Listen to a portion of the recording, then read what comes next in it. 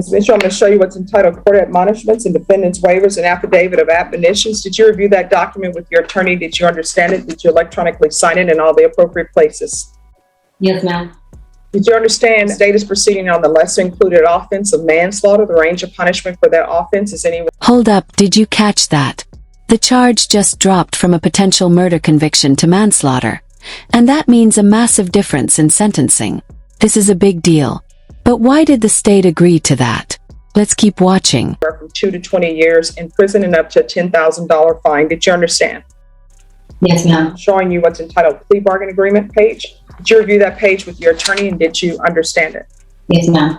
According to the agreement, the state is proceeding on the lesser included offense of manslaughter. They're asking that your punishment be assessed at 10 years in the prison. There's a $1,500 fine and the state recommends community supervision. Did you understand that to be the plea bargain agreement?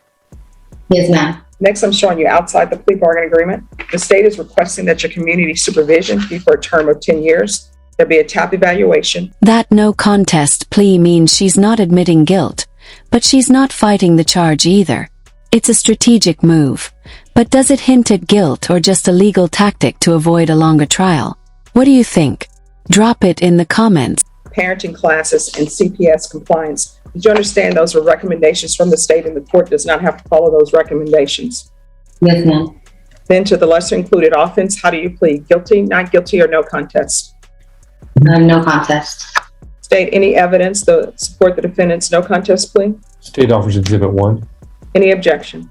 No objection. All right. Defense, anything you want to say on behalf of your client? Yes, we just ask that you follow the plea bargain, please. All right. Someone want to tell me why did this happen? Are you asking why she was a part of the offense? The offense, yes. I mean, I read the police report. I always want to know what were people thinking. No. I don't know. I was scared.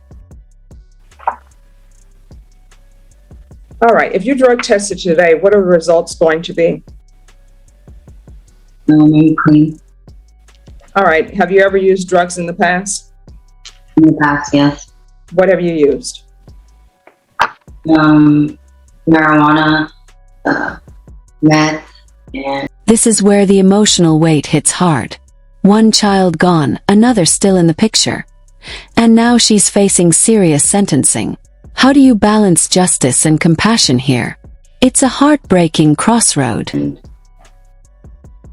Shrooms. All right. And this CPS compliance, is there an open CPS case? Yes, Your Honor. She is in compliance as we speak. How old are your children? Kaylin, she's 11 months. You only have one child?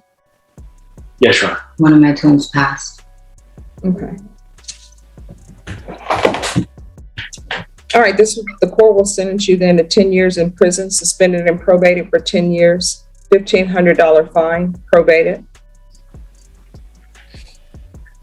CPS compliance, parenting classes, UA hotline. Are you employed? Not currently, no. How are you supporting yourself? Well, my family's been helping me out. How old are you? I'm 28. I just lost one of my twins, so I've just been trying to do the grieving counseling and stuff. So you're receiving counseling for that?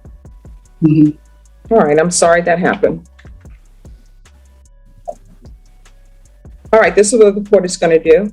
As previously stated, sentence you to 10 years in prison, suspended and probated for 10 years, $1,500 fine, probated, CPS compliance, parenting classes, the UA hotline, proof of employment within 60 days. There's to be no employment as a home health care provider or minor. And if that right there, the judge giving a final warning. We've seen this moment before in courtrooms, where someone's fate hangs on one last chance.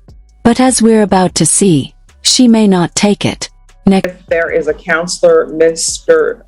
Piddle, who says that at this point in time, she's not able to work because of the tragedy, they'll need to provide proof of that to probation. We're going to want field visits 2 times per month, random. There's to be regular reporting by Zoom or in person. Probation, is there anything else that Ms. Mitchell needs? No, ma'am. Ms. Mitchell, is there anything else that you need from the court in order to be successful? No, ma'am. All right, we can go off the record. Ms. Mitchell, you're going to have to start making better choices in your life. Otherwise, you may find yourself in prison. Do you understand? Boom, she pleads true to multiple violations. Drug possession, false ID, and evading arrest. That's a trifecta of serious breaches. This isn't just slipping up, this is spiraling. Yes, ma'am. All right, I'm showing you what's entitled Motion to Revoke Community Supervision. Did you review that with your attorney? Did you understand it? Yes. Are you the same Brianna Renee Mitchell who was placed on community supervision in 2020 CR 4098A for the offense of manslaughter on December 10th, 2021 for a term of 10 years? Is that you? Yes. All right, state. Yes, Judge, violated condition number 1 on or about the 8th day of September 2022 in Bexar County, Texas. The defendant, Brianna Renee Mitchell, committed the offense of possession of controlled substance, penalty group 1, in violation of condition number 1. How do you plead to that? True or not true? True. Violated condition number 1 on or about the 8th day of September 2022 in Bexar County, Texas. The defendant, Brianna Renee Mitchell, committed the offense of fail to ID fugitive intent to give false information in violation of condition number 1. How do you plead to that? True or not true? True.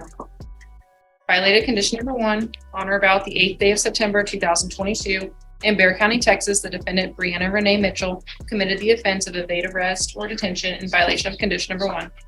How do you plead to that? True or not true? True. We'll waive the other violations. Any objections to the state's waivers? None. All right, did you understand by pleading true to violations 1, 1, and 1, the court could find it true, grant the motion, and sentence you up to 10 years in prison and up to a $1,500 fine? Did you understand? Yes, ma'am. Knowing that, do you still wish to plead true to violations 1, 1, and 1? Yes. The court will find 1, 1, and 1 true. Is there an agreement? Yes, Judge, we're asking that you grant the motion, revoke her probation, and sentence her to 10 years in TDC.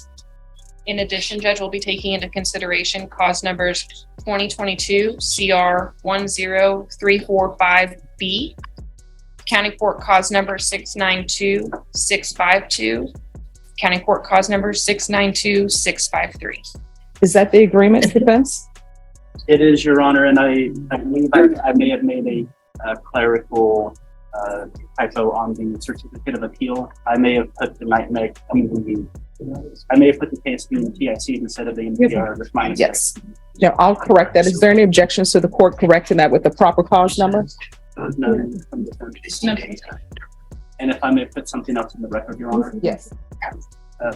This offense was created during a time where Ms. Mitchell was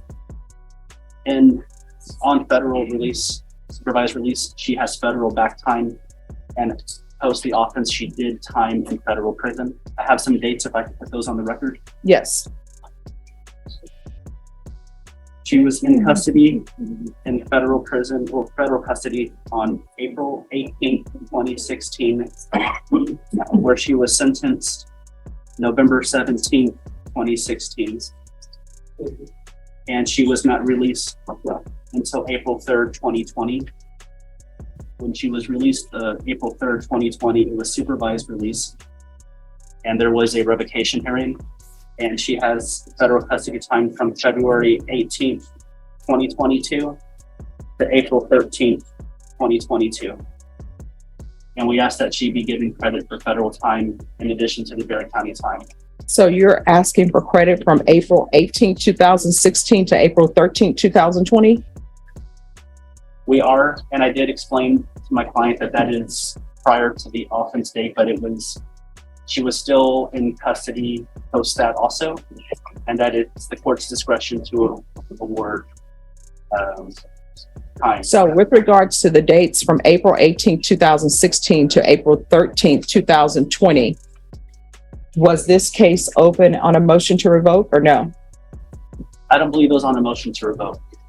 All right, was this case pending? I have to, Right. I can So- check one moment, Your Honor. Okay, so that's what I want to know about that. But with regards to the February 18th to 2020, I'm sorry, February 18th, 2022 to April 13th, 2022, this was pending, correct? Yes. All right, so she will definitely receive credit for those dates. I just need to check on the April 18th date. All right. Well, it appears, Ms. Sparks, Yes, Judge. on this case, I'm being informed by the clerk that this case was actually on the system January 2nd, 2016. Yes, Judge, that's what our computer shows. Okay, so we can go back on the record, Brenda. So are you asking the court to follow this agreement? Yes. Are you waiving your right to appeal? Yes, ma'am. All right, then the court is finding 1 and 1 true. The court will follow your agreement, revoke, sentence you to 10 years in the prison, take in consideration 2022 CR 10345B, County Court Cause number 692652, 692653, give you credit for any time served, and the court will give you the credit served in federal custody from April 2016 to April 3rd, 2020, and February 18th, 2022 to April 13th, 2022. Is there anything else from either side with regards to sentencing? No, Judge. Nothing from defense. All right, good luck. We can go off the record. I saw in this case where parenting classes were ordered for you. So here's the thing, someone else is taking care of your child. When you are released from prison, and at some point you will be, do not go up to the house acting as though, here I am, let me put my rules in place and disregard whatever rules have been set for your children. You understand? You're going to have to humble yourself. All right, good luck to you.